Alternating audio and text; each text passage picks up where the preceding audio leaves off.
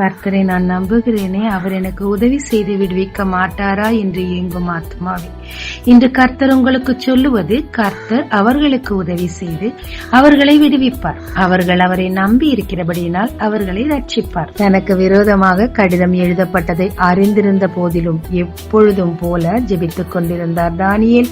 அதனால் சிங்கங்கள் கேபியில் போடப்பட்டார். ராஜா போஜனம் பண்ணாமல் கீதவாசியம் கேட்காமல் வேதனையில் இருந்தார். சத்துருக்கள் சந்தோஷமாய் இருந்தார்கள்.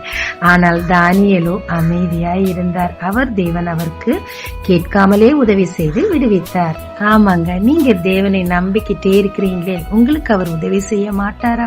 நீங்க உதவி கேட்டாலும் கேட்காவிட்டாலும் நம்பிக்கையோடு தானியேல் போல ஜெபித்துக் கொண்டிருங்க. தேவ உதவி உங்களை தேடி வந்து விடுவிக்குங்க. ஜெபிக்கலாமாங்க. தேவரீர் துரிதமாய் உதவி செய்து என்னை விடுவியும். தொடர்ந்து உம்மை நம்புகிறேன். இயேசு மூலம் பிதாவே, ஆமென். இயேசு கிறிஸ்துவின் நாமத்தில் இந்த நாளில் உங்களை ஆசீர்வதிக்கும் ஜீசஸ் விஷன்.